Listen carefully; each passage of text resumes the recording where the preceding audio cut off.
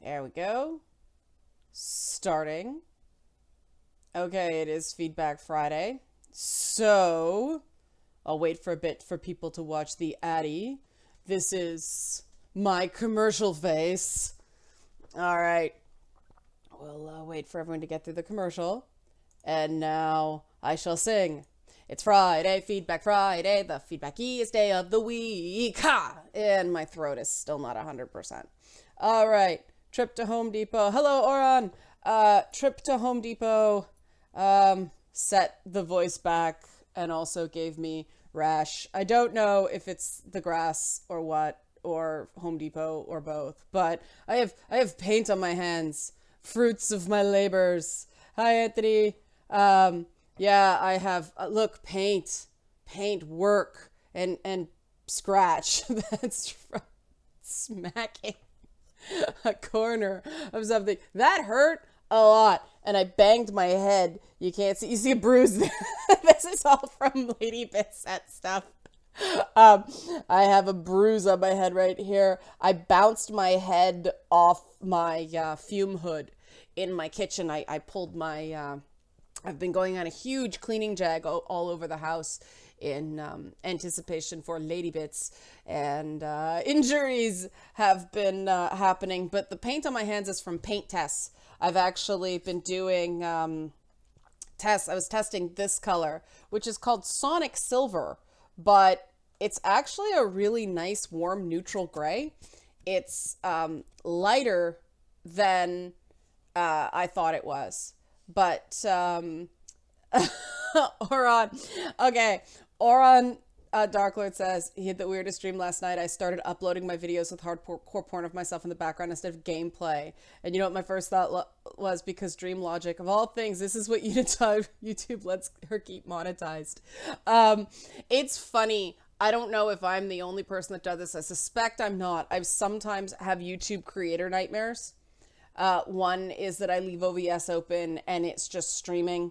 Because it's really easy to hit the start streaming button on OBS. I make a habit of closing OBS because that's all you guys need to hear is me binge watching Scandal and going poop. You know, like that's all you need, because TV here, bathroom here, like that's all you need to see on an unannounced YouTube stream, right? Meredith asks, how's my voice? You can hear, not the best, but I think it's allergies. And yeah, the ease of OBS is also the terrifying thing about OBS. One button, boom, your life is brought in public. But if anybody's interested, we will start getting underway with E3 stuff. Start firing off your questions and comments now on that. I'm just waiting for the chat to build, but I want to let you guys see some of the Lady Bits progress. With the color scheme that I've picked out, this is going to be basically it. Not all of this is paint, so don't worry. This is the yellow and like these colors here. This is the color of the chair that I've spent. Sorry, the purple is the color of the chair I've actually spent all week fighting with the delivery company over. This is going to be like throw pillows, and this is going to be another throw pillow accent. And then, so these are sort of the basic set colors. And now I'm questioning this gray, because it is a little bit lighter when you put it on a wall than it looks here. So, I mean, I really like the contrast here, but I want something in between, but this might be a shade too light. But that's sort of the progress on Lady Bits, and the Lara Croft feedback session went great. Went really, really well, but maybe we'll talk about that a little bit more. I want to jump into E3 because you guys are awesome and you're already giving me questions, which I'm happy about. Thoughts on Metroid Prime 4? My thoughts on Metroid Prime 4 are that I hope it's good. I love Metroid, like old school Metroid, but Prime isn't old school Metroid.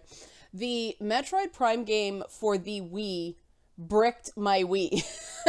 So I am a little bit if the next Metroid Prime game doesn't fuck up the Switch, I am happy. I didn't see very much of it. It just seemed to be an announcement that it was coming. There might have been stuff on Treehouse later, but Treehouse production puts me in a coma. I just want to go to sleep. So I didn't see much more about it. I watched the Mario Odyssey stuff on Treehouse, and then the old school 3DS redux of, what was it, Metroid 2? But the 3DS game looks freaking awesome. I'm still gonna buy a 3DS because I really like Fire Emblem. And how do I know I like Fire Emblem if I play it on 3DS? Because I've done it every chance I get. I get on somebody else's 3DS and I'm like, Fire Emblem is so cool. I so did not use my DS. I used my PSP much more, and even then, I didn't get a ton of use out of that system. So, but I mean, at least I feel like I got my money's worth on the PSP. The DS, I pretty much only played Professor Layton and old Final Fantasy reissues. That's pretty much all I played on DS, and so I've been really hesitant. It's funny how you get kind of a mental block about certain things. So that's my thought about Metroid. Meredith says, finally watched the Beyond Good and Evil 2 trailer. Bang bang motherfuckers is the money quote of E3. I completely agree. I know there are some people that feel like the Beyond Good and Evil stuff desecrates a classic. I think it takes the world of the original Beyond Good and Evil and makes it very appealing, but also made a massive statement about the corporate sentiments of Ubisoft and where it's going. And I thought that was a big thing, because we all know that Beyond, the original Beyond Good and Evil, is the game that the FF Beast likes. Those of you who know what the FF Beast is, good for you. Others, I'm trying not to throw direct shade because I don't play their game. But yeah, I love the fact that it is a, chavvy monkey riding shotgun on a flying motorbike and shooting at dudes yelling bang bang motherfucker. I think that's a real statement about where Ubi's going with its franchises, and it's all fun. And that makes me happy. Other trends at E3, it was the year of the bear. You guys probably saw me screwing around on Twitter for that. Every press conference had a freaking bear in it. That's why I changed my Twitter handle to Leanna Bear Kersner, because it was the year of the bear, followed by the year of the Black Girl Afro. There were 3 or 4 characters. Don't you love the way certain video game companies do diversity is so completely not diverse? Wow, no Asian people in these trailers. Gotta just be diversity, the face of diversity in video. And I mean corporate diversity. I don't mean real gamer diversity. You guys should know when I talk about this stuff, I don't mean that. I mean business trends. Those unethical business practices that Devolver Digital talked about. Diversity in video games tends to be severely lacking in diversity, and that always frustrates me. And then again, in the Ubi conference, we actually got a blonde woman who looked like a woman instead of, a 17-year-old girl. And it's so frustrating that I have to say that again for the second year in a row. Oh, wow, a blonde. But moving on. Anthony says, my only question is, do you think it was lackluster or is... Whoops. It jumped. Do you think it was lackluster, or is it a sign that E3 is losing its status as the king of conferences? Yes, I know that was an or question. It certainly does seem like E3 is becoming the tee up to Gamescom now, which is interesting. Because Gamescom happens in August, and a lot of companies kind of want to keep their powder dry. It doesn't make a huge amount of difference now, because this was the first year I experienced E3 totally online. And I was surprised at how little I felt I missed. Because if you watched the extended coverage after the press conferences, they often had extended gameplay demos, and that's what you tend to see behind closed doors.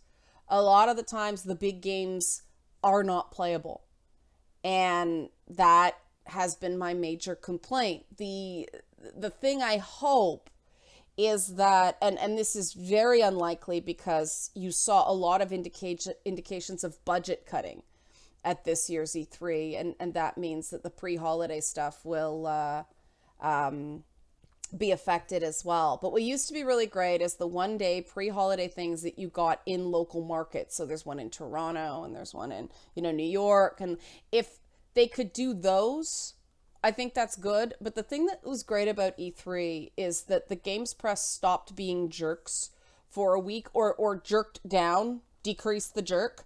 Because, and I don't mean jerk like teach me how to jerk that way. No, I don't mean that. I mean, acting like jerks. I think that the face-to-face time with developers reminds the games press that developers are people. And I think we need face-to-face conferences. In fact, it would be great if, keep E3, but have one in Atlanta or Chicago as well that's more central and cheaper. LA hotels are brutal.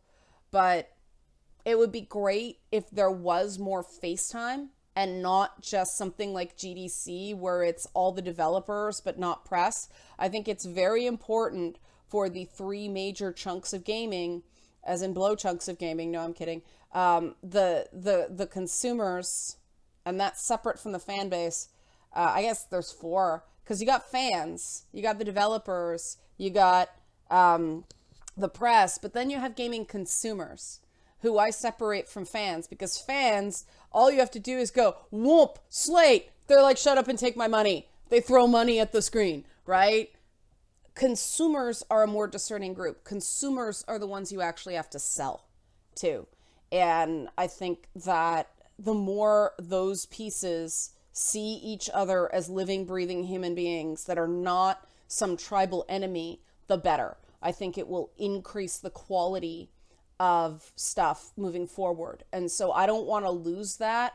Maybe E3 isn't the format for that.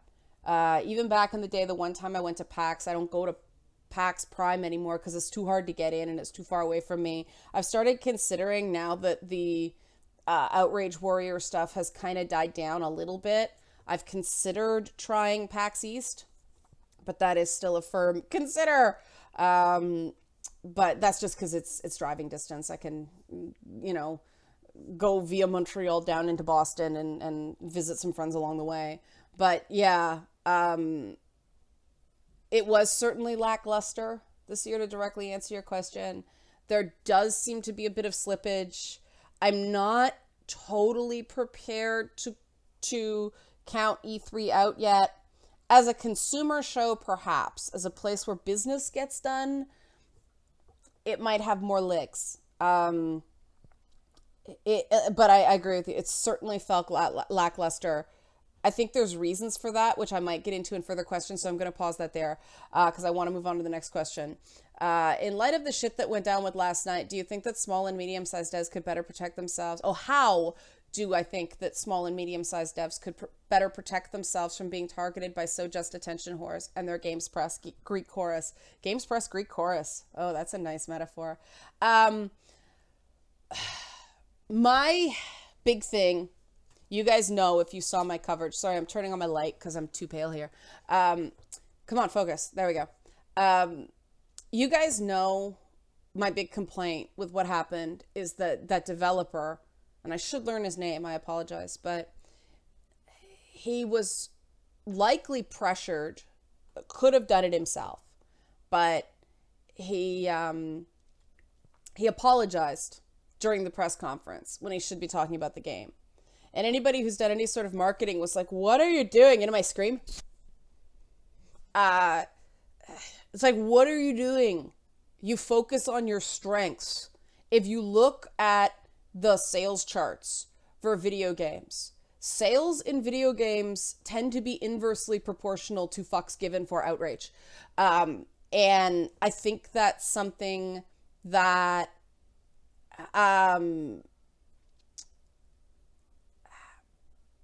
I think that's something that these small to mid-sized developers need to realize. Um, the fear that they have, and I understand this, I don't want to dump on them. The fear that they have is they don't want to offend anybody because they don't want to lose any potential sales. And the thing is, you do best in this very subdivided market, in a very diverse market in terms of, double A game. It doesn't look like a straight up indie game. It looks like something that, has an interesting art style, doesn't look like dog butt. I haven't spent a lot of time staring at dog butts, to be fair, but, kind of I don't want to see that sort of thing. Too often indie gaming is associated with shite graphics, but it's an interesting art style. I'm going to play it. I thought it looked really interesting. I'm going to ignore the controversy and just give it a try because it looks like it's a game I'd enjoy playing. And that's what should really matter. I think these small to medium-sized developers need to recognize that you only have to really convince a small portion of a very large market to play your game, especially if you're on console. There's 40 million, I think it's above that, PS4s in people's homes, and you only need, if you're an indie game, you only need if you sell 3 million, that's amazing. So you need less than 10% of the market. You need 7%. You need to convince 7% of the market to put their money down. You don't have to worry about offending a few people while you're doing that because the piece you need is so small. And the nice thing about what happened to the last night is it certainly made people pay a lot more attention to it because I thought their little flash frame and you blink it, you miss it part of the Xbox conference I was like, well, I have no idea what that game is, so I'm not going to get excited about it. It was the stuff they showed at the PC Gamer conference that actually got me really interested in the game. So that's, there are times to apologize when you screw up on delivery, when your game is buggy, when it's something beyond just people were offended. If you actually make a legit mistake, then you should absolutely apologize. You should apologize profusely for a bad product. But people being offended by 3-year-old tweets, you guys know how I feel about that. I only apologize when I'm actually sorry for something, not because I think it's, you should do this because people will not watch you. And my attitude is first and foremost, you guys come to me for authenticity. I may, not name names all the time, and I know that drives some people crazy, and I may not totally go hard on somebody, which I know drives some people crazy, but these are my legitimate views. And if I start changing what I say or what I talk about for fear of offending a temporarily dominant group in gaming right now, I am of no use. And I feel the same way about the developers because look at what happened. Cliff Bleszinski gets up there afterwards and just throws shade all over the gaming industry landscape. But he was right. And so should he be apologizing for throwing shade on games like Overwatch and Left 4 Dead? No, I don't think so because I completely agree with him. None of this $60 for multiplayer only bullshit. That's my big complaint with Left 4 Dead. Nothing wrong with the game. For me, it's not worth full price. And so him making that statement, yeah, that probably pissed some people off. People find Cliff Bleszinski very polarizing. I personally love the guy. I love his design by feel approach to making games. And I think that's more important than his philosophical opinions on games industry practices. He has the right to those views. The same way a developer has the right to have issues with modern day feminism. Oh, I said it. I am a feminist. You guys know I don't agree with things like I'm not a feminist, I'm an egalitarian. I used to say that. And then I realized, at least for me, that's fraught with peril itself. But do I think the guy was wrong for saying what he did? No. I thought his comments were innocuous. I think the way it was presented was what caused all the kerfuffle. So that broke my heart to see him apologize, but I am going to buy his game. Let's move on. Already talked about Metroid. Um, yes, I did catch the Devolver Digital thing. As you'll notice, I dropped a reference. Sorry for being so behind. Um, oh, okay. What is my opinion of female character models being playable in Call of Duty World War II? I have to find out more of how they're integrating those characters because they are managing the Eastern Front. There were some female pilots, notably there were female pilots that did recon missions. They weren't in active combat. But what happened, especially on the Russian side, so many men died that they didn't have enough people to fly the planes. So they put women in planes and found they actually made pretty good pilots, enunciation, Leanna. And so if they use them in that way, I'm good with it. Like, that would be clever. It doesn't seem like that's what they're doing, but I just say that to make it clear. It's not that there were no women in World War II.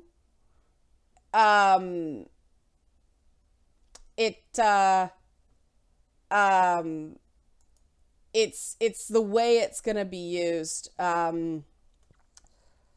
So that's sort of my thought. I need more info. I admit I was much more big on the battlefield night vision stuff. I imagined, like, a DLC, like a joint with Warner Brothers where Wonder Woman could go in there and just totally tank through no man's land. That's immediately where I went. I thought that would be fun. I would probably way overpay for that DLC, won't lie. Yeah, I was more jazzed by that than Call of Duty. I think we're kind of coming out of the Call of Duty era where that's sort of a market dominant franchise. And I'm perfectly okay with that. If you like Call of Duty, great. It's not a stop the presses thing for me anymore. Oh wow. People actually said Super Mario is racist. Ay vey. Um, sorry guys, I got a little distracted there. I had to kick a guy who was like macking on all the women in the chat. So got got rid of that. And now of course the chat has jumped. And so um gotta find Leanna's Law. I like that, Kroganchar. Leanna's Law is sales in video games tend to be inversely proportional to fucks given about outrage. Yes, you can quote me on that. Oh boy. Sorry, I lost a question. Um,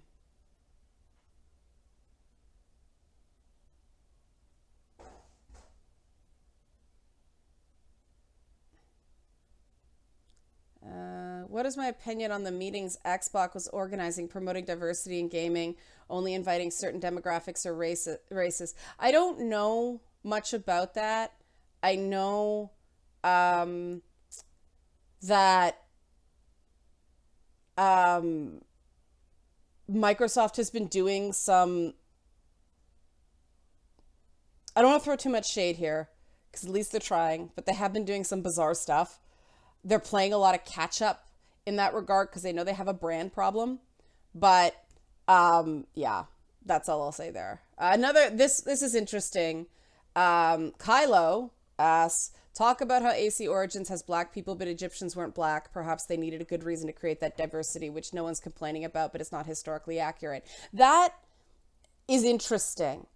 I looked very closely at the sculpts of the design of the character, and it's not bad. I'm going to have to check this, but my understanding is that Egyptian society, because there were a lot of people coming in, it was a hub, that there actually was an interesting bit of of multiculturalism in there. I trust the Assassin's Creed franchise that way. They are pretty meticulous in their research.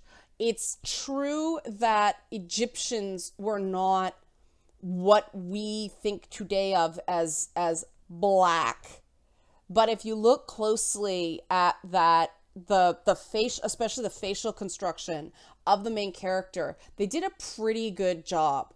What I was more interested in was the fact that he's a freaking big dude. And I love the fact that in Black Flag, when in Freedom Cry, when you got to play as Adewale, the feeling of the melee combat, it was much more sort of up close and personal. And you felt the fact that he was such a big character. And I'm hoping for that again. I'm hoping sort of an acceleration in the sprints and a very visceral, some heft to the controls. That's what I'm looking forward to based on what I saw. It was an alpha build in the gameplay, and some people in the chat are going, graphics look like crap. Well, yeah, it's an alpha build. They'll clean it up. I'd rather that than have a downgrade the way I expect from the Crew 2. So I will check that, Kylo. But you are correct that the black people that were in Egypt at the time were not the same as what we think of. That being said, they did, if you look at that character's face, because I was curious about that too. If you look at that character's face, he does look, well, appropriately designed. So I'm just wondering if people are going to complain about all the nudity in the men in that game. That was me being cheeky. Okay, moving on. Am I a one-up girl? Moving on.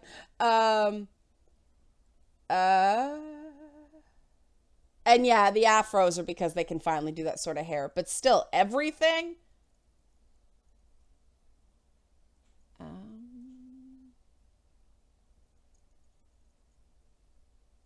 What headphones am I using? Oh, shill moment. They are the MSI. I will put a link in the chat. I've done it before. They're the MSI D5203 headset, I believe. They're pretty nifty. They look kind of silly, but they work really well. So I will dig up a link and put it there on the preview so that you guys can use my Amazon affiliates link and give me a bit of a cut. And now, of course, I'm looking for the literature that came with the headphones to make sure it's right. That's my motherboard, which is also MSI. Damn it. This is not it either. Ah, well, this is funny, laughing at me trying to find something that's not here, but I will dig up that. Oh, here it is. Here's the CD. It is the, damn it. Yeah. DS502 gaming headset. Can you see that? There we go. DS502 gaming headset from MSI. That are these. The flames of hell coming out of my head, channeling Beelzebub, literally the devil. Stabby. Okay, so, moving on.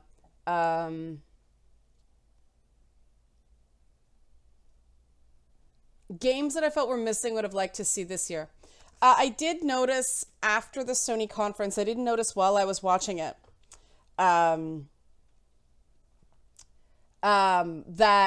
no Death Stranding, no update, which I thought was interesting. There should have been a slight nod to the fact that it's still coming. Didn't see anything on Kingdom Hearts 3.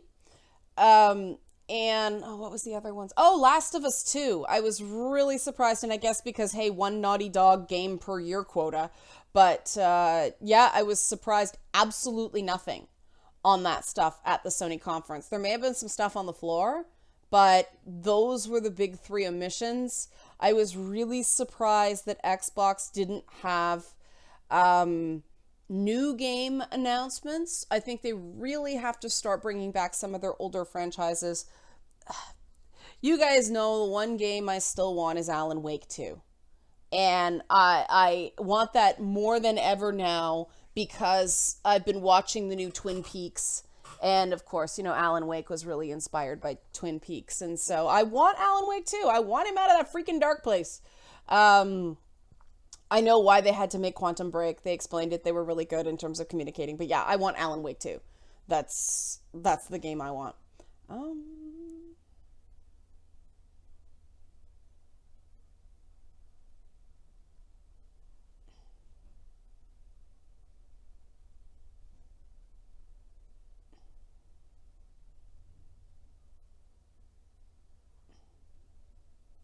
Still reading questions. Oh, that reminds me of something. Somebody took me to task for... People asked me a question about paid mods. This was in the feedback session, and someone was like, I said that I would like modders. I would like, just if there's a really successful mod, I think instead of this paid mods thing, the company should just buy the mods and make them available officially. And then if people want to buy them, then they buy them. But I think that modders should get compensated, but there's got to be a better way than this paid mod community thing. Because back in the day, people used to take modders from the community and give them jobs as level designers. That's how I know a friend of mine got his first job in the industry. Now, and I said that doesn't happen anymore. People says, yes, it does. And what I meant by that was that you need the right credentials on paper as well, because you have to get through that HR department. It's not the same now. If you did something cool, you'd get rewarded for doing something cool. You didn't have to pay for a school to say you're cool. It's much harder to run that gauntlet now.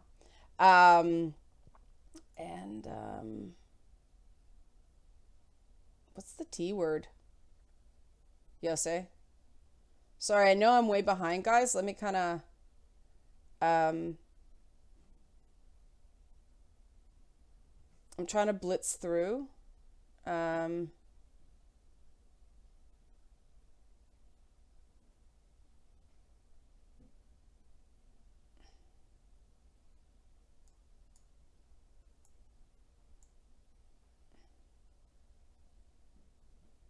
Looking for questions. Chat's really active, like on its own, which I'm very happy about.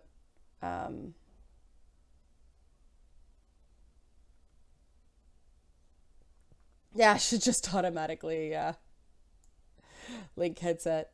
I'm getting more into the MSI stuff, and I admit I have an MSI motherboard now.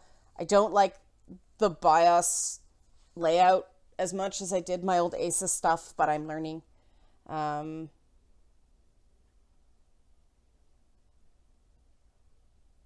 wow. Okay, I am not familiar with this comment, Drew. So I'm going to read it, and I'm just going to respond to the comment. Um, Apparently, Anita Sarkeesian said that the only reason men care about misogyny in many Muslim countries, majority countries, is because they want an excuse to vent their racism against brown people. Cabbage Patch Face. Sad Cabbage Patch Face. I can't confirm she said it, first of all, but I think the minute you say the only reason massive group, the only reason men do this, the only reason women do this, the only reason Christians do this, or Jews do this, or gingers do this. No, we're not a big enough group.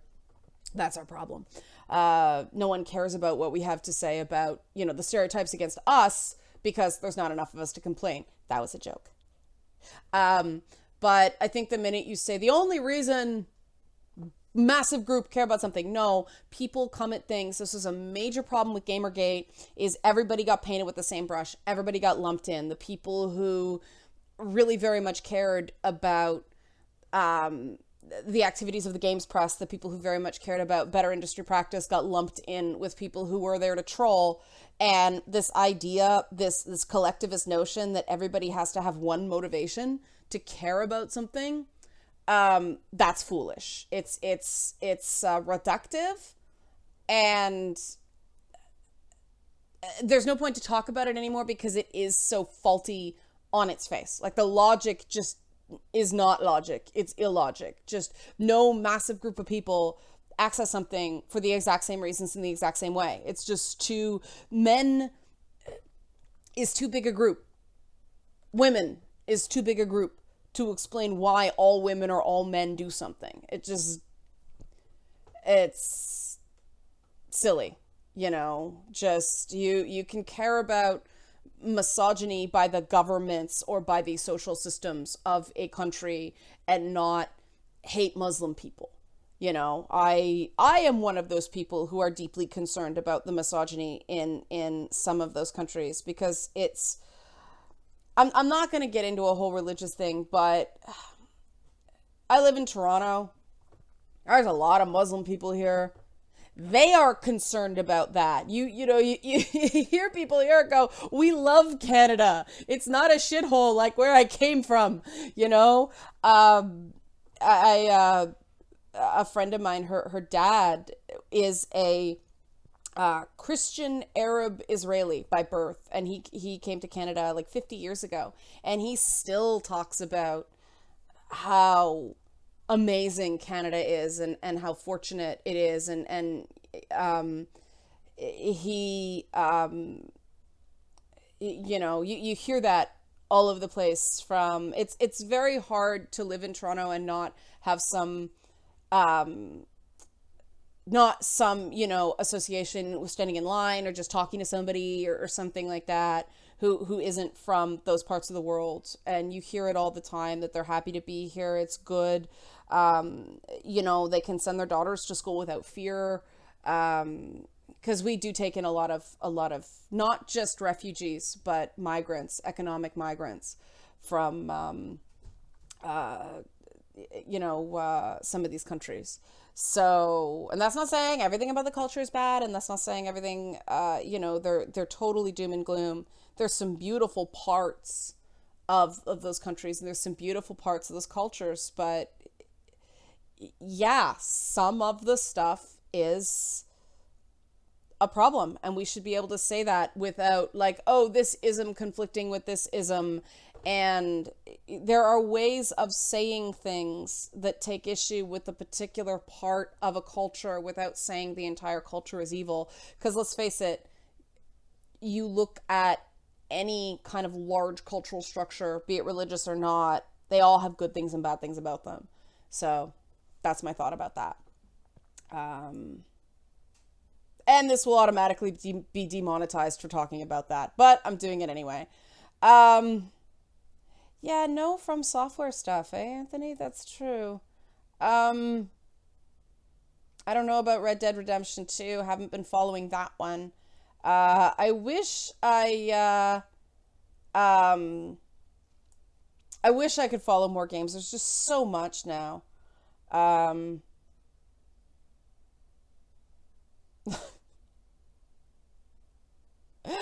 Oh wow. Yeah. Oron just mentioned that was Xenoblade 2 Lost Legacy, right? Um that the question was Chloe's ass in Lost Legacy back to full power is still nerd Fred. That was the um um that was the game, right? The thing that tipped off the Nintendo press conference. If that's the game, if I'm right, I remember kind of going, whoa, when that started, because that was like, and it's one of those bums that it's a nice bum, but it looks vaguely childlike, and so I feel weird looking at it. But I feel that with a lot of like anime characters. But it was like, whoa, Nintendo is the sexy time developer now. What is going on? And I kind of did that with I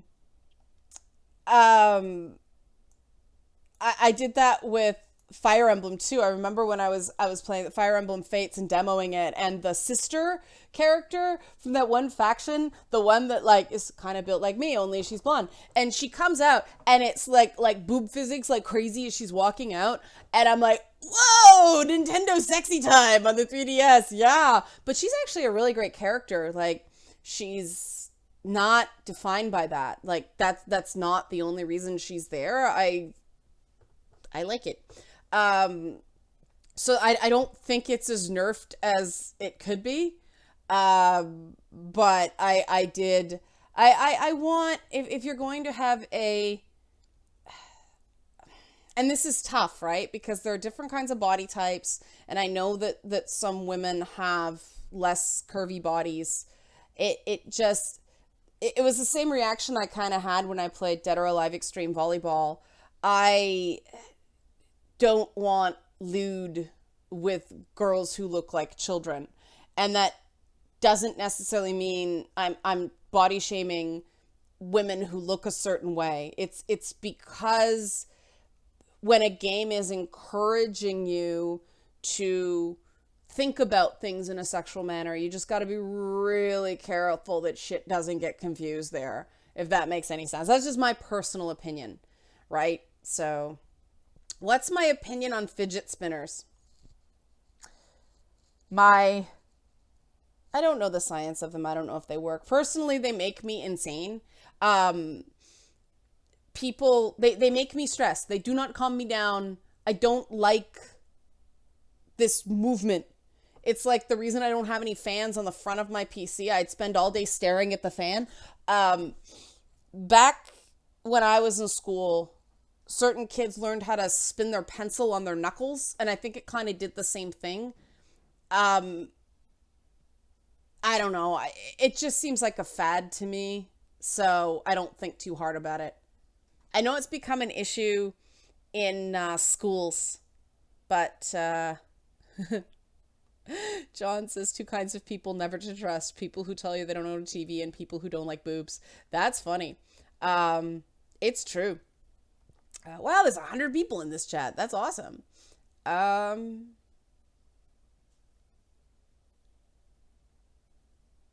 Am I getting the Crash Bandicoot trilogy? If I have the time, I have so many games I have to replay. I've started replaying the first Tomb Raider. Wow. Really going back. But yeah, I like Crash Bandicoot. I'd like to play it if I can. Yeah, no buffering in this stream so far. I think what happened on Wednesday, this was another thing that happened during the Lara Croft feedback session. It was happening at the exact time as the Nintendo Daily from E3, so that may have clogged up the intertube pipes, possibly. Here we go. Whoa, whoa, whoa, whoa, whoa.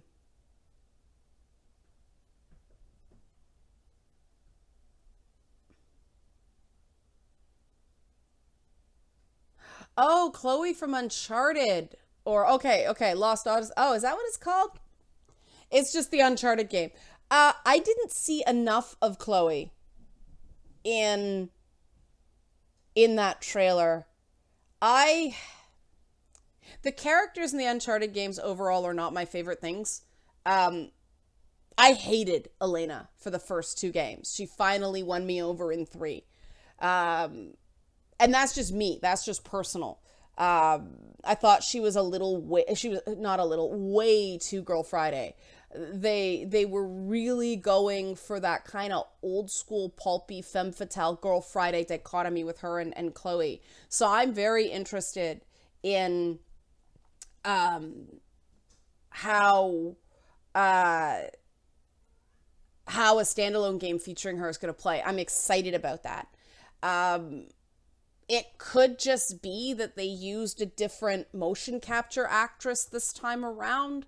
I don't know why they don't just use Claudia Black, but they may have used a different mocap actor this time around, and maybe there were different body proportions. But at this point, I'm hoping that the inclusion of mocap now, the people look like the people who motion capture the characters, and we can move on. I'm really frustrated at this whole changing of body parts.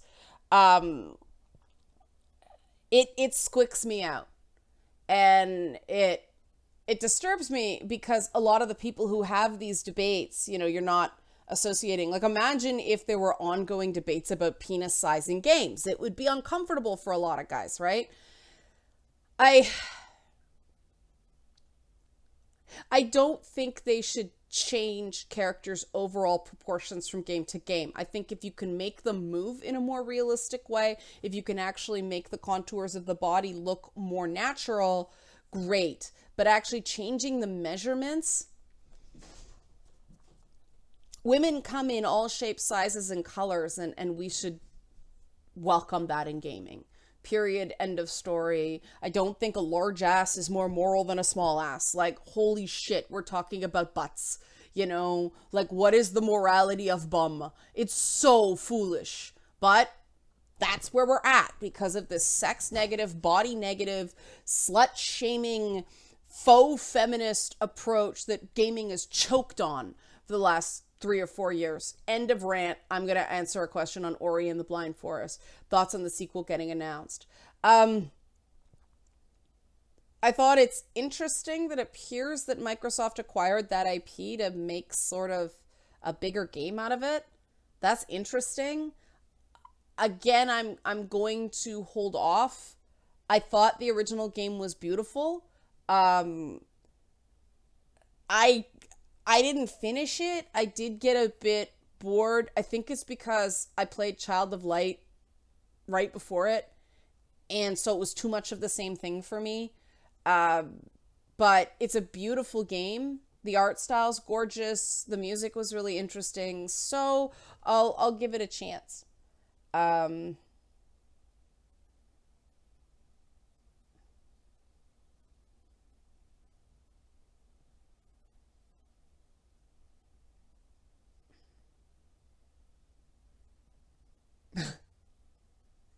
Oh, the penis size made people talk a lot.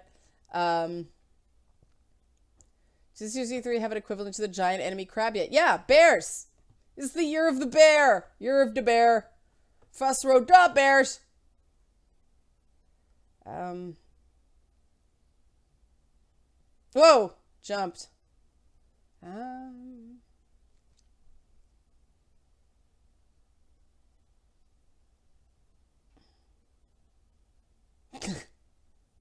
Any debate on penis size in games should start with Custer's Last Stand for Atari.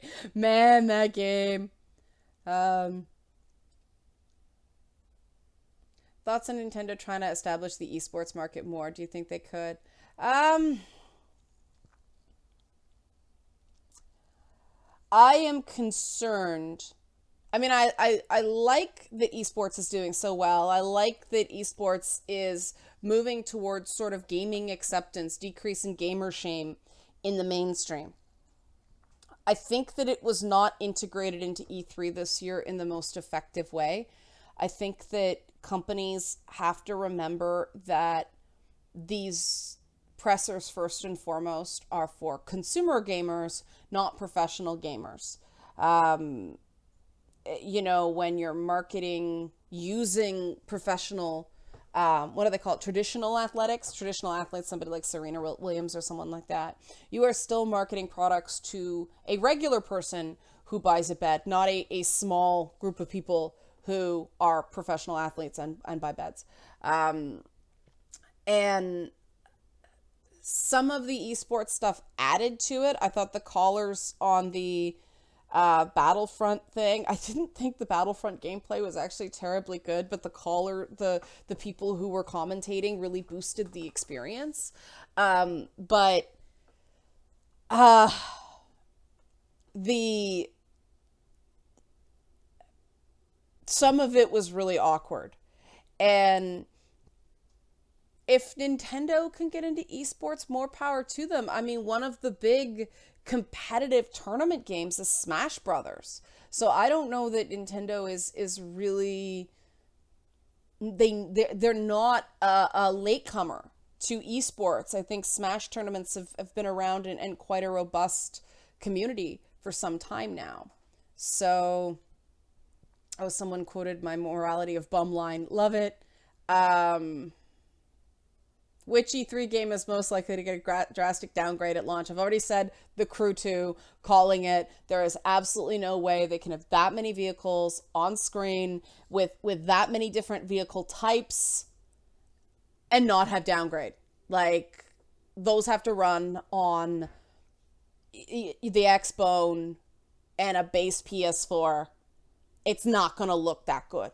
It looked beautiful, but it's not going to look that good. It's probably going to look more like the Need for Speed demo, which didn't look so great.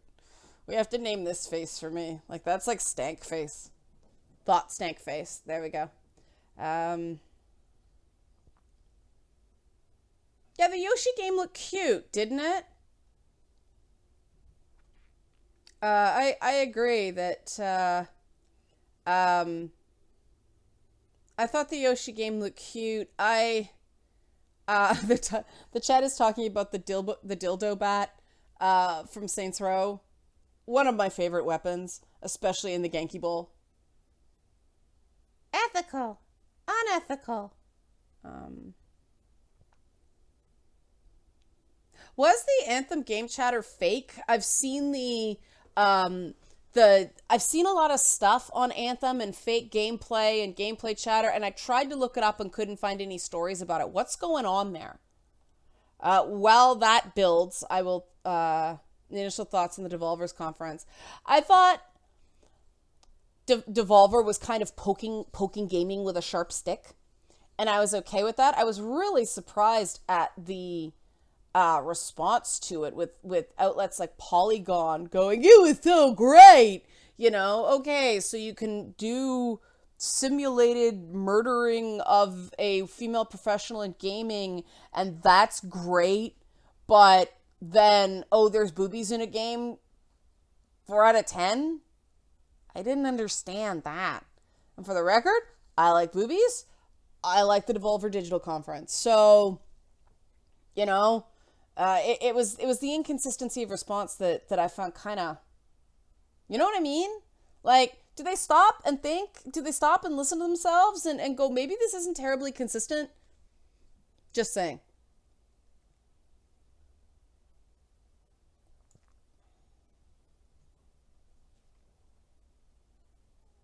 I'm going to look into Bubsy now, Yossi, because you're so excited about it. I did talk about Metroid.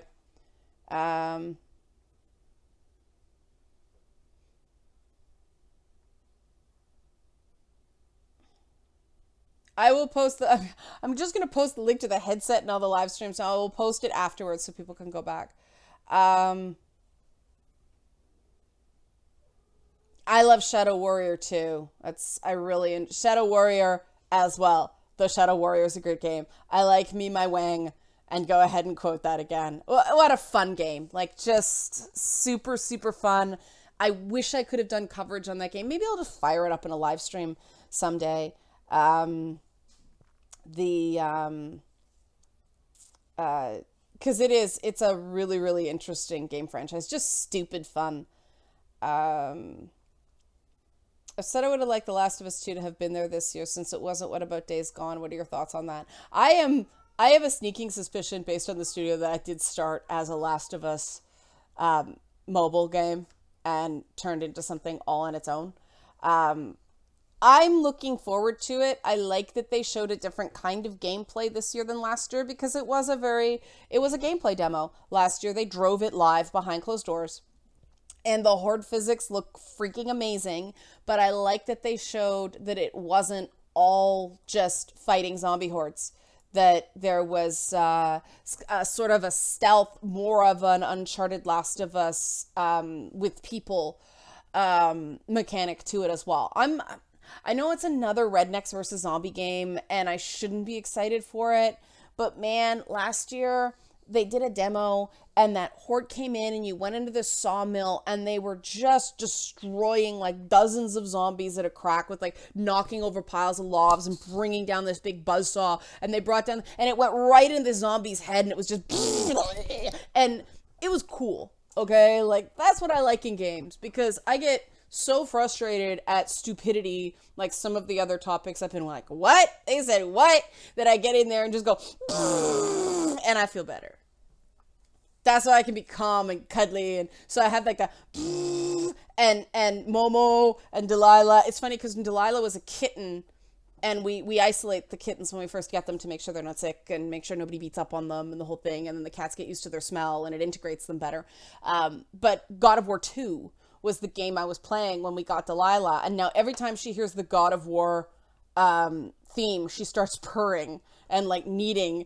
And so, you know, this adorable, prissy little kitten was raised on historically accurate violence and sex. Violence and nudity, anyway. But I'm really looking forward to Days Gone. I know it's cheesy and you're supposed to go, it's not innovative.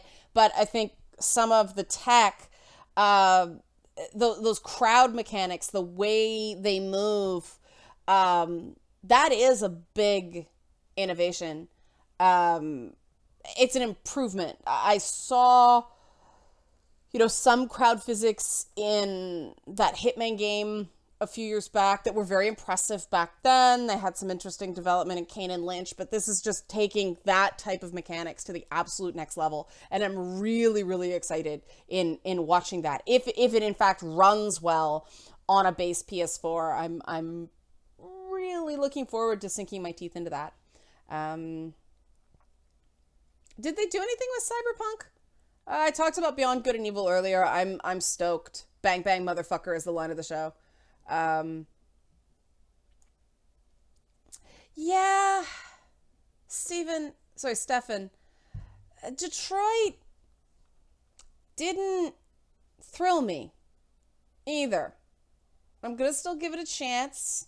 I'm gonna wait to see more because it didn't get a lot of time, but I agree. I thought that it seemed a little bland. Oh, that's the game you're talking about, Yosa. Yeah, I am familiar. I thought it looked familiar. There were so many. I will talk about Bubsy on a later day. I already forgot. I already screwed up Xenoblade and Uncharted. I'm not going to make an ass out of myself again.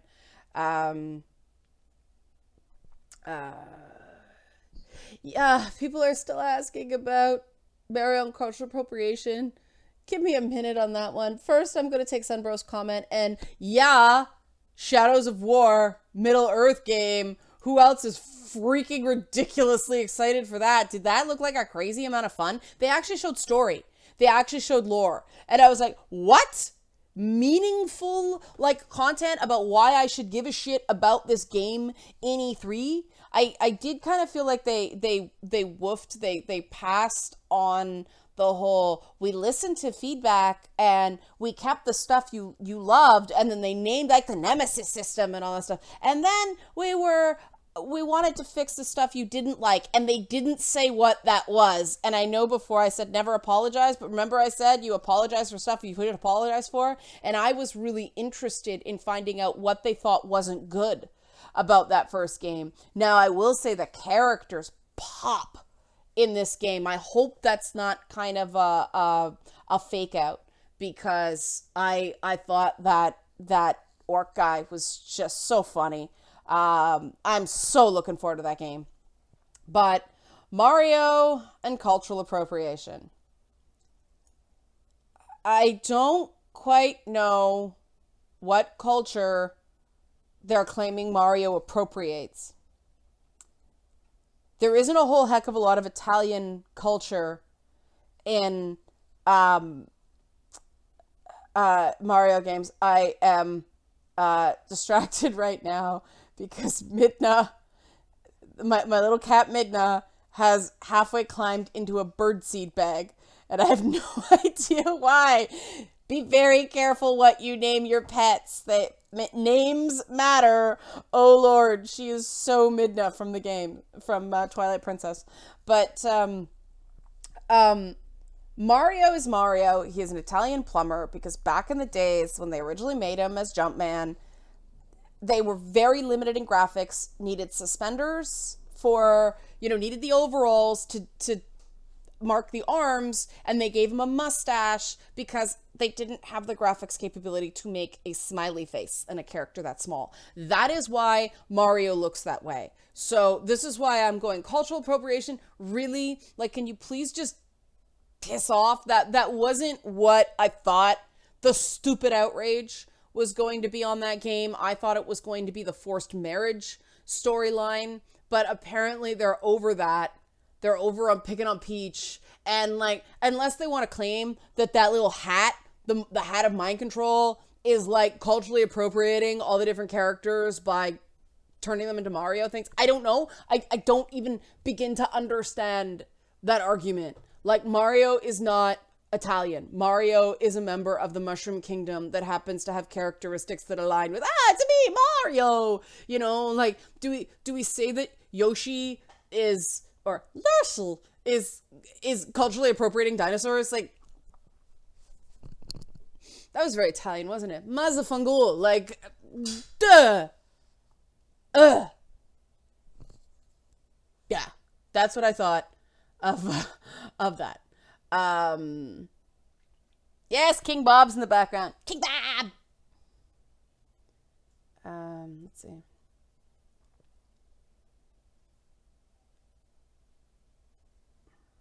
I did talk briefly about I didn't talk a ton about Battlefront, though, did I?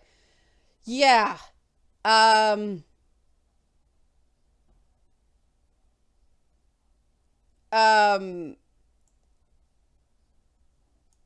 Here is Cappy at the UN. Oh, man. Cappy, that's right. I thought his name was Hattie, but it's Cappy. I think Cappy's cute. But Battlefront. I think that, do you notice that they were focusing mainly on the stormtroopers, the clone troopers, and not the battle droid side during that demo? And that's because, I don't know if you noticed when I love the battle droids because Roger, I love Roger, but that was in a cartoon. This is in a more realistic combat game. And does anybody feel cool playing as a little battle droid that's bopping around the battlefield like that? Like, I don't know if you noticed briefly, briefly they showed the battle droid and he's bopping around like that, and they cut away really quickly because it looks kind of not strong. I'm trying to figure out who wants to play as a rinky-dink little battle droid. Like, who wants to play as the thing that was basically cannon fodder in the Star Wars games that people of my age think were kind of desecrations, you know? And they're cute. It's kind of like playing Dry Bones in Mario Kart, the thing you play because you immediately go on and go, I'm going to be Mario and Luigi. And then you're like, I'm going to be one of the supporting characters. It's like, I'm going to be, I'm going to be Bowser. I'm going to be Donkey Kong. And then as you go through you play Dry Bones and realize Dry Bones is actually a pretty good character in Mario Kart. But they didn't show that because, let's face it, in those things, you want to realize the marketing challenges in a video game, watch and read the Twitch stream while they're playing it. They are marketing to assholes a lot of the time, especially it's EA. But, I looked at that stuff, and I personally am not a big fan of the idea of bad guys fighting bad guys. I don't have a lot of investment in playing as a stormtrooper or playing as a battle droid. I did think those super battle droids that came out, near the end of that part of it looked cool, but that's just because they look like the original Cylons from Battlestar Galactica, and they looked a lot like Maximilian from the Black Hole. So that made me excited. But it, I admit, the Knave says he roots for the underdog, and yeah, but when you're giving people a choice of, big storm or little, like, the type of player that is going to play these things, I don't know, like, I liked playing, oh man, I'm Yoda and I'm doing the thing, and I know that that's not how you play Battlefront, that's not how you Battlefront, but, I mean, the thing I was most interested in is the air dogfights. wasn't terribly impressed because it was live gameplay, so you did see those things where, the guy crashed himself, which I thought was pretty funny and showed that it was live. But, they showed Rey. Rey is on the battlefield. Rey is dead. And I cracked up because, that's probably what should have happened in The Force Awakens because she had no training. But but they kept showing Darth Maul, and all he was doing was running around. Like, they had him swinging things, but you notice he wasn't hitting anything. It just, the little robot guy, like the little walker thingy that they showed that one clone trooper on, that was kind of cool. But I admit I spent a lot of time confused about the lore because in the presentation they made this whole big thing about it's happening between, I fucking lost track, Jedi and The Force Awakens. And then I got it confused with Rogue One that happens between episode 3 and episode 4. I cannot keep these interquels, I cannot keep them straight in my head. There's just too many.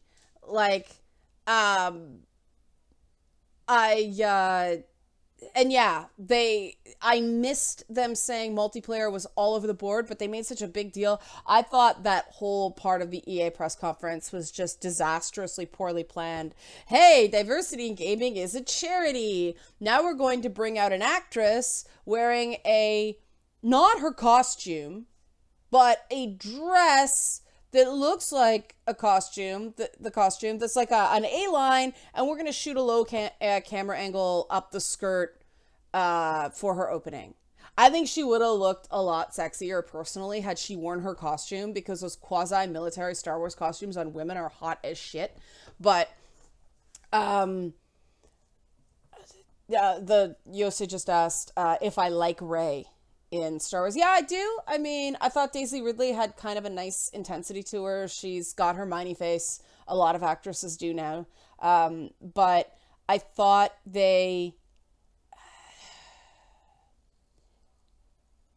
Luke improved really slowly in the originals, so you felt for him.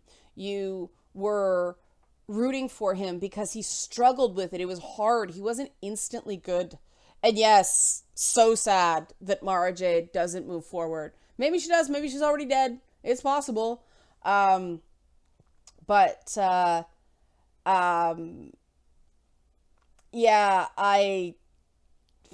I'm worried about where they're gonna go with her. Now that, wow, she's an awesome pilot and a Jedi and okay, granted, so was Luke. Luke was also a good pilot because he trusted his feelings. But you showed him, I remember that whole thing with that, that little flying ball, and it was zapping him because he wasn't good enough with the lightsaber. Yeah, it's, but that was pre-Star Wars. That was Luke Star Wars. Anakin Star Wars means, oh, he's just a massive collection of midichlorians, and so he's instantly awesome at everything.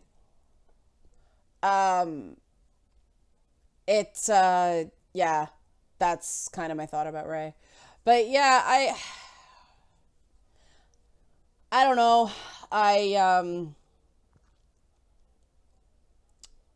Like I said, I'm not big on the Battlefront setup of bad guys versus bad guys. I think it would be cool if there was actually a fully put together game where there were multiple factions that you could match up against each other. So you could do rebels versus smugglers kind of training exercises. That would be kind of interesting.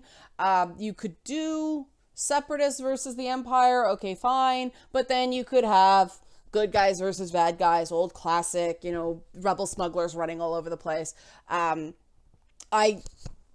I think more options would be, and I know costs and all that stuff, but you don't have to do any design. You don't have to do any art design on these. It's a fucking clone trooper. You know what that looks like. You don't have to design many of these characters. So why not put the money into, and hopefully, this is something that they can actually drop stuff into, but I don't know. I am so cynical about EA this year. The only game I was really interested in from that press conference was A Way Out. I mean, it's that. For me, overall, it's Metro, because I love Metro. Um, it's God of War, of course. Days Gone, I'm excited for. I will play The Last Night. The Battletech game looked pretty fun. I just have a weakness for giant robots. I'm trying to think. It's gonna be a while for Beyond Good and Evil, so not getting too excited about that. But I know I'm gonna play Far Cry 5. Um, what was the other one they showed right around Far Cry 5? There were few, and it was Rabbids versus Mario, or Mario Rabbids, whatever that game is called. I'm going to play the crap out of that game. I know I am, even if it isn't good, because I love the rabbits. I have no objectivity when it comes to rabbits. I'm just, bah! Right? Like, I love the rabbits. So I'm glad that we actually get a full game with them that's more of an adventure Rayman style game, as opposed to those mini game things, which were cute, but they really got old. And they tried those Rabbids in Time game that had more, but getting the support from Nintendo gives me a lot of faith that this is going to be a really good game, and I like Baby's first tactical strategy game, Element 2. I thought that was a nice twist. So I'm really excited about that game, and it was just cool to see, Miyamoto-san and Yves Guillemot with those guns, and they were pretending to shoot each other. That's gaming to me. I know I said this earlier in the week, but that's gaming to me. That's the stuff we need to see more of. That made me happy. So that's where I'm at with that. Do I play Sonic? I haven't played a Sonic game in ages. I played the original Sonic because I'm old. Um,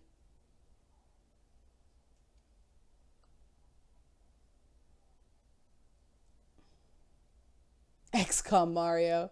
Yeah.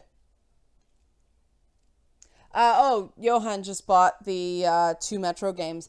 I do find the original Metro, what is it, Metro 2033?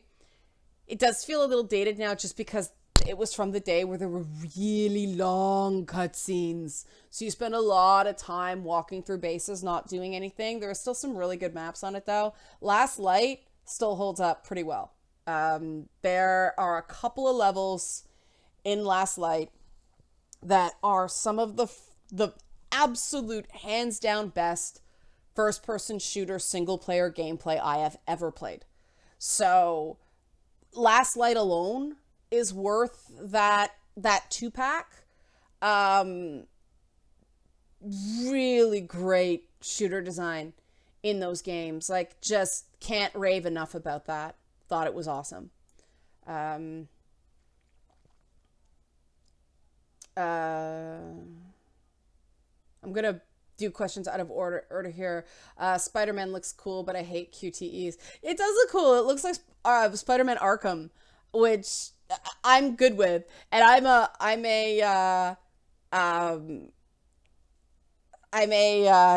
comic nerd, so the fact that they used the characters they did, and the fact they had like Osborn, like little Easter eggs all through, and it was so like they got the tone of Spider-Man. I'll be interested in seeing how much of that stuff with the helicopter and the web slinging through the city is um is actually playable. But I probably will play that just because not only is it a Spider-Man game and I'm a nerd, but when my friends' kids come over, they have something to play. And, because kids come over and they immediately go for the game consoles, and there has to be something that they're okay with, and they will be all over Spider-Man. So I'm very excited by that. It looks like it's going to be very much a Dan Slott story, but and wouldn't Spider-Man DLC, I agree, be great. Um, okay, Oron. Do I believe the current tone of the left-leaning news media bears any responsibility for the recent attempt to assassinate Republican congressman? Um, wow, that's a question made for a pivot, isn't it? Well, here we go. I'm going to get adpocalypse, but I've already got adpocalypsed on this stream anyway. So, um, current tone of left-leaning news media. Um, I think overall, and you guys know this, the current way people talk to each other about difficult things from all extremes is a bad thing. I have said in the past on streams like this that I was very nervous about this whole idea, the language of revolution that was coming on. And I said that if you follow revolutions historically, people get hurt. Now, I don't think the left's alone in that. But I do think that now, I am not saying speech should be censored. There is a difference between me saying we should be smarter about what we say and saying people should be forced to shut up. I think that there is a legitimate and appropriate amount of acceptable risk when it comes to free speech. North American society is all about safety versus freedom, security versus, all that stuff. We have to find a balance. And so I'm absolutely not advocating that people should stop. I think that if people learned more of the lessons that, uprisings like Gamergate could have taught them, we would have been further ahead now. But everybody just wanted to shove that back in the can and try to bang the lid on it, right? Like try to force a genie back in a bottle, and you can't. And there have been a lot of missed opportunities for people in the media, and I tried to, like myself, but I can't do it alone, to contextualize that and try to give people an alternative so they can feel heard. And I mean, that's one of the things I'm trying to do with Lady Bits. I was so touched.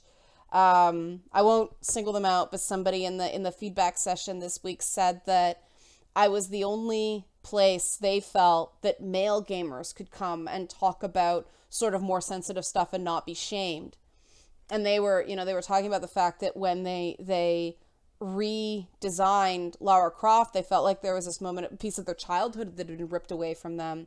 And kind of the healthy libidinous relationship that boys and teenage boys had with some of these sort of sexy game characters.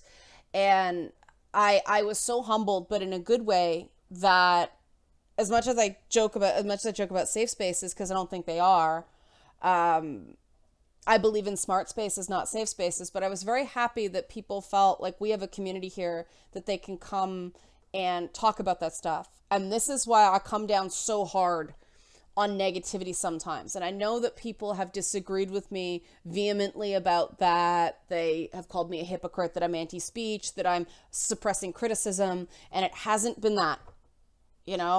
I hear you. I may disagree with your criticism. I may not like it, but I'm here. Open comments, right? I'm here talking to you guys for like an hour and 15 minutes now, and I do this fairly regularly. I do think that people like me who do have a very thick skin, and people who can roll with the punches, we can help other people. We can facilitate dialogue, and we can give people opportunities to voice their opinions, because I don't think the loudest opinions are necessarily the best ones. And so, do I believe the left-leaning news media bears any responsibility? Specifically, you guys know me, I am a believer in personal accountability, individualism, and personal responsibility. I think blaming the left-wing media is the same way people blame video games for other shootings. There had to be other stuff going on. That being said, I don't like it that various people in the press now are scaring people more than necessary. I don't like it that they are making the situation seem dire and not saying, we still have a pretty good system here, we can always make it better. I do not like the charge of the rhetoric, and it's not because I think it makes people violent, because I don't. I think it's because it's discouraging dialogue and discouraging people from talking to each other.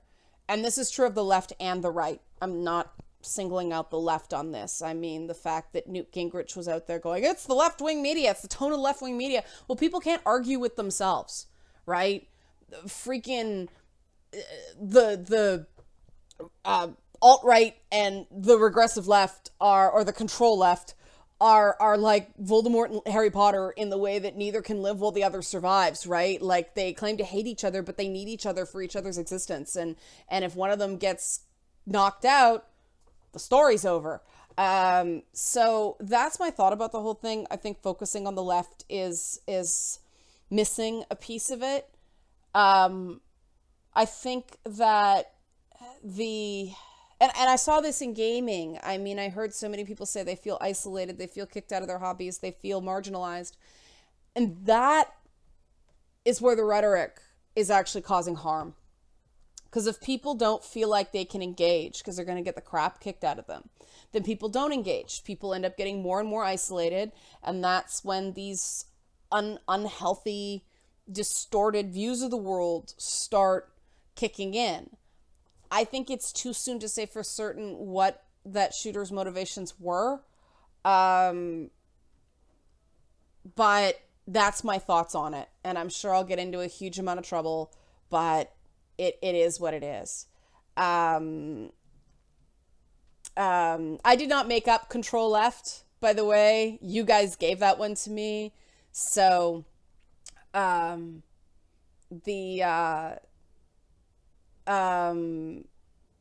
that's sort of my my thought of the whole things.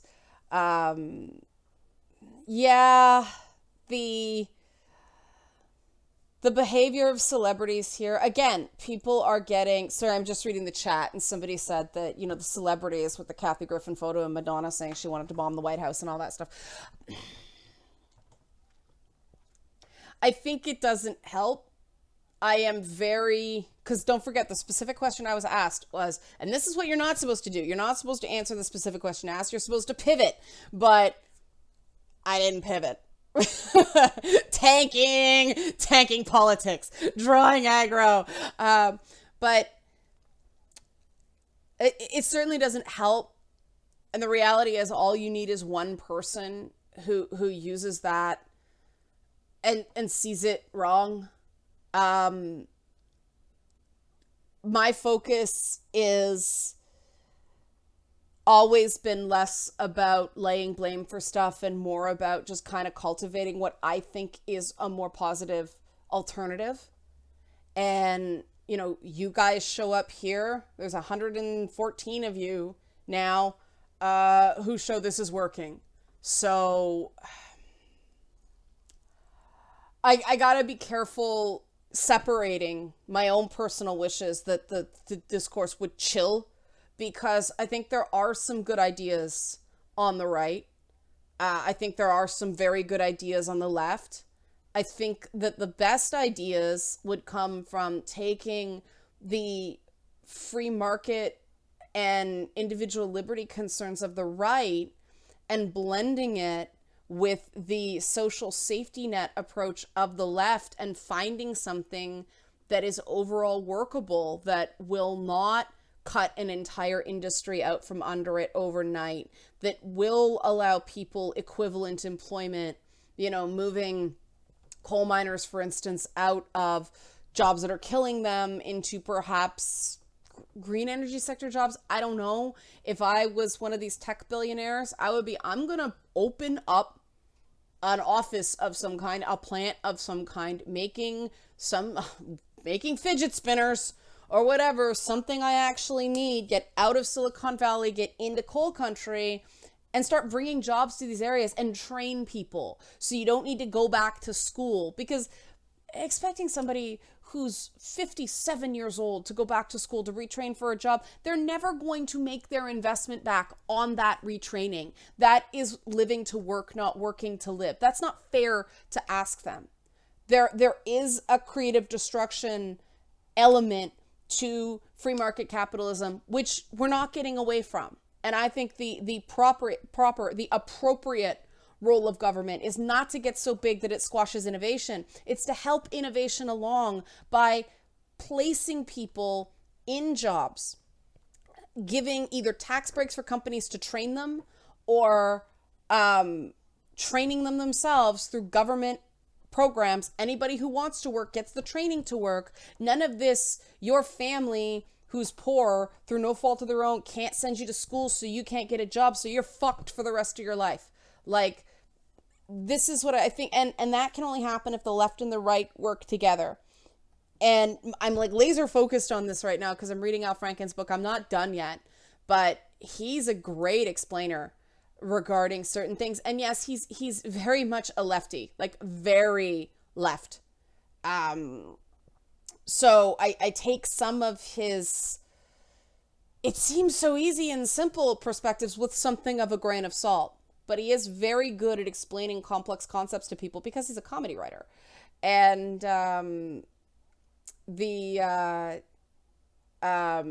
that's sort of where I'm at. It's very sad.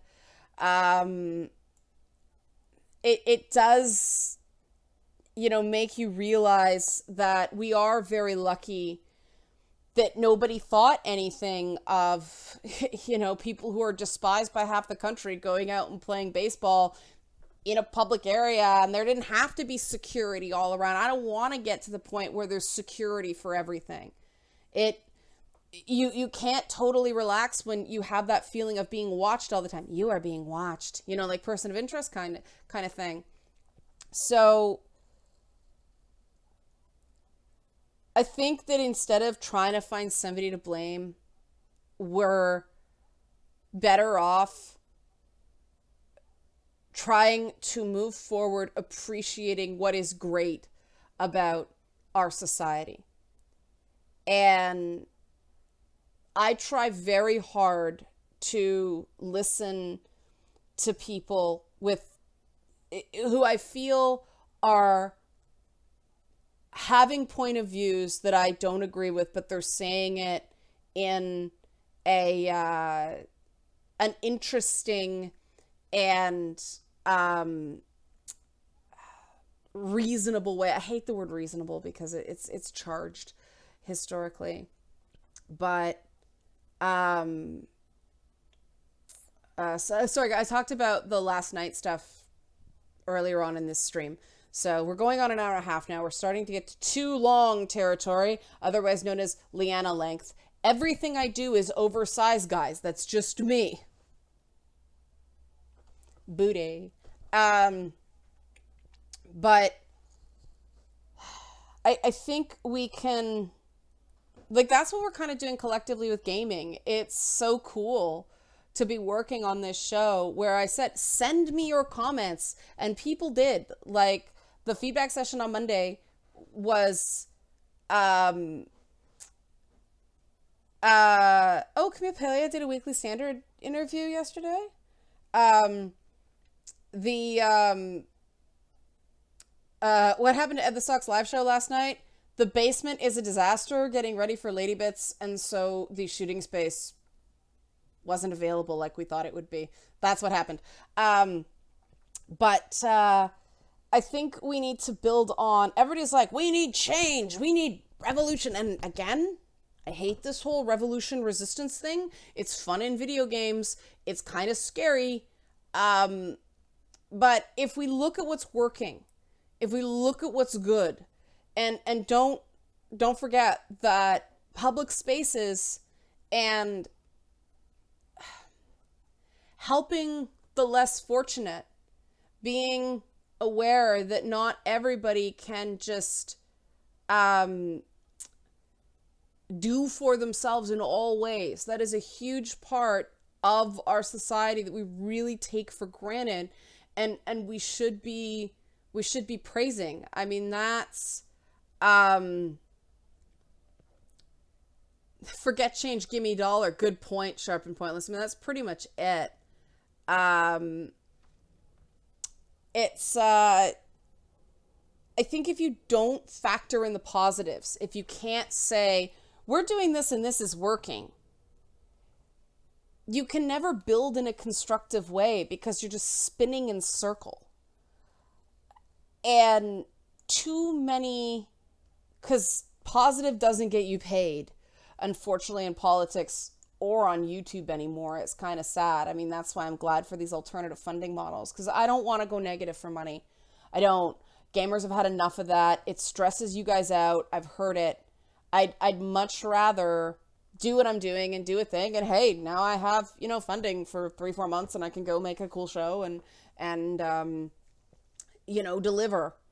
And saying I'm probably going to have to do an episode 0 to sort of define terms and kind of do a glossary episode. This came up in the feedback session, and people were right. But this is a huge part of my job because I do have a journalism background, because I do have a reporting background. A huge part of my job is just to listen to people. And I may not necessarily be able to do anything with that information right off the bat, but there's been so many times where it's like, right, that idea, I can apply this here. And that's so important. I'm constantly learning about this stuff. And back to gaming. Thank you for that question. Proof I do ask hard questions. It's so weird to me that people are like, she just softballs. Nobody challenges her. Nobody asks me. Ask me hard questions. I'm fine. And I agree. Kroganchar, I think that if I went negative, it would be negative in the long. It would be bad in the long run. That's not me. That's not what I do. I have to be authentic to myself and what I want to do. And I'd rather just do a slow build that, won't make a ton of money for years, but I can get by, and that's all I need right now. Would I like to be making more? Sure. But I'd rather slow and steady and legitimate and not sell out you guys from my own bottom line. I am an introvert. I know, weird, right? But I can only do this stuff if I feel like there's a purpose to it, and I feel like it's not just about me getting attention. I cannot do that. So the mandate that you guys give me, the reason to keep going, is invaluable. Like, I can't describe how much that helps me focus and gives me a reason to get over those butterflies of, oh God, this is going to be the day it all goes bad online, right? You guys giving me a sense of purpose is so super important. And on that warm and fuzzy note, let's get back to gaming. I'll do another 15 minutes because I don't like these things being too long, but they always end up being long because you guys ask them questions and then more people come in and nobody's tuning out. So great. The numbers are slowly climbing. But about Anthem and is Mass Effect done? I don't think one bad game can sink a franchise. Unity, we'll see. Oh, well, no, Syndicate did okay. It does damage. I mean, I think what Mass Effect has to do now is start... If I were BioWare, because they have a particular portion of the audience that overlaps with some of those episodic things, I would start doing character and story-driven smaller games, and you can tell like these little episodic small stories, so you don't have to wait 5 years in development between games, or 3 years, or whatever it is publicly. But I think they have to get back on the horse in terms of character and story. And I think that doing those little additional story-based things will help them remember what they're good at, or what they were good at. Perhaps all the talent that was good at that is gone now. But I think they need to get back to basics. I think it would be a mistake for them to launch another full Mass Effect game. I mean, we're due a Dragon Age game before another Mass Effect game anyway. Anthem left me really cold. And this is just my personal this is my personal feeling. If you liked Anthem, awesome. I thought it looked exactly like the opening of Mass Effect Andromeda. That first planet you hit. It seemed indistinguishable between that, and it looked in a lot of ways like Evolve as well. That game with all the dinosaurs and stuff. I don't know enough of what it's about. The world didn't look significantly different. To me, it looked like the green ending from Mass Effect 3. Just, it's organic and synthetic life forms. Yay. I don't know. Pretty is not enough for me. It's gotta have a real distinct visual sense. Like, I should be able to look at it right away and not see generic AAA game. You see Grand Theft Auto, you know what that is. You see Red Dead Redemption, you know what that is instantly, right? It's instantly visually distinct. And yeah, Jolly just said in the chat, you could have told me it was Mass Effect, Evolved, Horizon, or Destiny, and I wouldn't have been able to tell the difference. I knew it wasn't Horizon. Horizon actually has a very distinct color palette. So that's my thoughts on that. Somebody said, opinions of House of Cards in VR games. Those are very different questions. I haven't been able to finish this season of House of Cards. I just no longer care. I hate everybody and they're terrible people. I've started watching Scandal instead. VR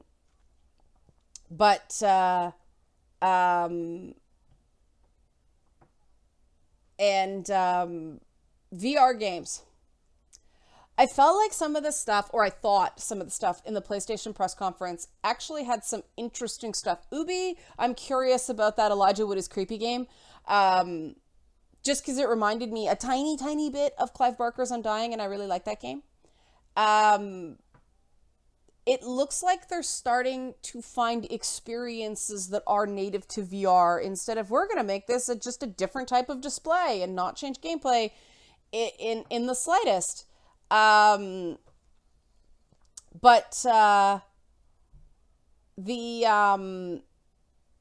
This is pivoting into the Grand Theft Auto anti-modding stuff. I don't know if you guys have followed this story, but basically Take-Two is there was a story, I don't know if it was last week or the week before, that they think they haven't sufficiently monetized individual consumers in Grand Theft Auto, even though it makes a butt ton of games. Grand Theft Auto is a high-risk, high-reward game in that it is expensive, but it also makes them a lot of money. So, it's a big risk every time one comes out because it takes a long time to make. They're very, very expensive, but then it makes gobs and gobs and gobs of butt tons of money. They want more. They want to make more money. And so now they have this anti-modding stance. And I am, like I said, I am old. I believe you should be able to buy a game and own a game. And that's the game. It should work out of the box. I think modding is an important community thing. I think if you have a vibrant mod community, your community is much more forgiving when you fuck up. I think Bethesda gets way too big a pass on their games because the modders tend to fix everything that's wrong with Fallout and Skyrim. Or Elder Scrolls, I should be more generic.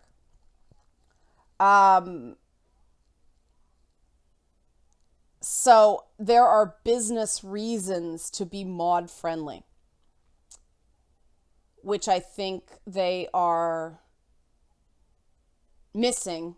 They're missing the long-term benefit to staying mod friendly for a more short-term cash grab. And perhaps they need the money. I don't know. But I personally think that video games are interactive entertainment. You release a game, people want to interact with your game in more ways. Make it open so people don't figure out ways to crack it. Let people do what they want with your product. Obviously, it's not sanctioned. If people want to let people run around naked, fine. If people want to let people run around in bunny ears, fine. That is the joy of gaming. That philosophically, for me, modding is interactivity taken to the next level. And if people want to spend the time, I don't know how they find it, but I think it's great. But I think that game companies should let players interact with their products the way they want to interact with their products. And if that means changing certain things for their own personal enjoyment, I see nothing wrong with that as long as you're not compromising, the base security of the code or anything like that. So I really think that this copyright stuff, we are going through a phase where everybody has become, Larfleeze from DC Comics mixed with the seagulls in Finding Nemo, and it's all mine, right?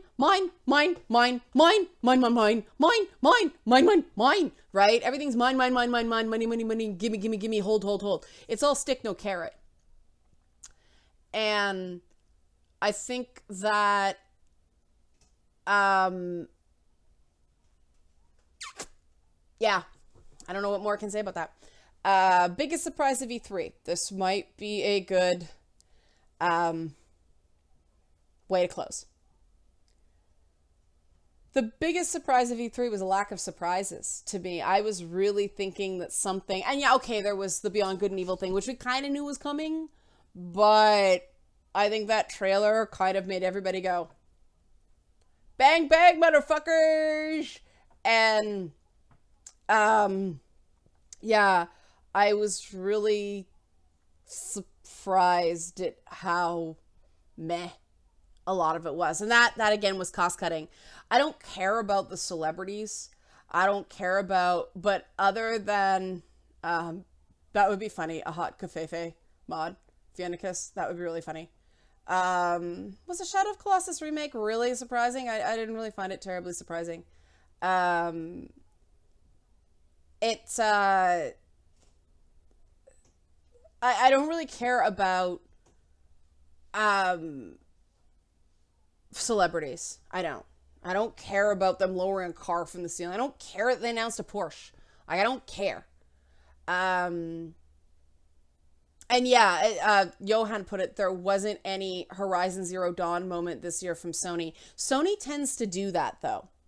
They tend to have exciting years and workmanlike years, and exciting years and workmanlike years. So they announce a whole bunch of IPs, and then this is what we've been doing for the past year with Sony. There was no Horizon Zero Dawn moment. There also was no Kojima moment. And that was kind of, they still had so much content, like so much. And so I don't want to knock them too much. The nice thing about this, this Sony conference is a lot of that stuff is going to be coming out this year, like between now and holiday or into Q1, Q2 next year. I think I should host the PC gaming show, Jolly Yellow, but I'm biased. That's my vote for host of the PC gaming show.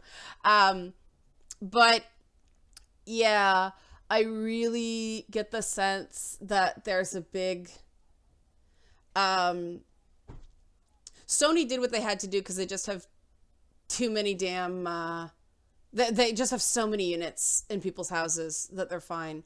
I really think that games are trying to figure out what they're doing with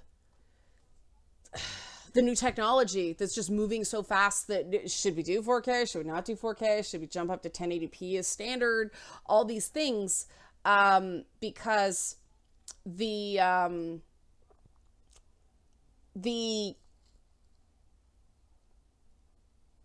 adoption rate for, and I talk about this in the Rich and Red podcast a lot, the adoption rate for 4K is not mainstream enough. I forget what it is, but they're not even expecting 50% by next year. And I think that once we hit 50% adoption, then we're good. Then 4K. But until then, unless you're like an Uncharted, or unless you're like a Halo, unless you're a series that sells systems, and I say this as somebody with a 4K TV, I don't need 4K. You know, part of the reason I have a 4K TV is so that 1080p looks better. And yes, someday it will be standard, and so now I have a really nice TV, and yay. But they're already showing off 8K at CES, and I'm like, oh god, no, we haven't managed 4K. We don't want this to be the beta of formats. You know, PC manufacturers are happy that 4K is here because, hey, we had a chance to make everything more expensive again. Things were getting cheaper, and now we can jack up the price all over again. Yay, 4K! Yes, I'm getting into 4K production myself because it is the future, and I like to be ahead of the curve. But, and yes, Harlot, that is actually the person's name in the chat. More people buy high-end screens for refresh rates and reaction times. And yes, that refresh rate and reaction times, the refresh rate is super important in VR. Super, super, super important. It's, I think that 4K has more legs than, in general, than the Xbox One X. because I think the Xbox One X was uh, um, good but not great. And I don't know. We'll see. I could be totally wrong. I hope I'm wrong. I like Xbox to do well, but I am only going to buy a Xbox when my Xbone breaks. Because I know it will. And that kind of pisses me off. Because Xbox gets 2 or 3 times the money a console cycle than PlayStation does, just because they make shit suck. And I have actually, when my original Xbones break now, my 360, I eventually started buying secondhand Xboxes, because I got tired of buying 360s just because they ROD'd, and it the same system ROD'd 3 times, and I'm like, well, I'm gonna get another one. But people like Xbox. That came from, guys, when I said there's an Xbox One S and there's an Xbox One X.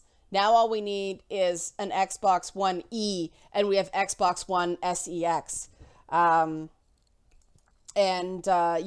don't like rewarding Xbox for making comparatively shitty hardware compared to PlayStation. Because I play my PlayStation a lot more. I mean, my preference for content is PC, followed by PlayStation, followed by Xbox. And I usually only play exclusives on my Xbox One, or I get a review code on Xbox and use it that way. But yeah, so I don't use it as much, and I'm probably going to get less life out of it than my PlayStation 4, which still have so much to play on that. But I'm still working out how to PC game on my couch. Right now, I just kind of flip this screen around to my couch is like right here. And so I sort of flip it around and play that. Yeah, so that's where I'm at. So, like I said, this has been I know I'm a PC snob. I can't help it. I don't know. I dropped out of console gaming for a while and was only playing like those really, like, can I have my life back, please, PC games, stuff like Torment, Baldur's Gate, Neverwinter Nights, and Icewind Dale, and all that stuff. And I just, there's Civilization and Age of Empires and games like that, the Caesar games, SimCity. There's still sort of a nostalgia for me for that, more than the console experience is. The only thing about keyboard and mouse gaming is sometimes it does fritz my hands a little bit too much, especially my left hand. I have repetitive stress injuries in my hands, and so sometimes the console controller is kind of nice that way. But and I still have to get a Switch, which I was going to. I have to go get a root touch up on my highlights. So that's my excuse, because the last time I was there, I was so bored. This is why I don't get my hair done all that often, because I get bored. And I'm like, hey, the Switch would be perfect for that. So I'm going to buy a Switch soon.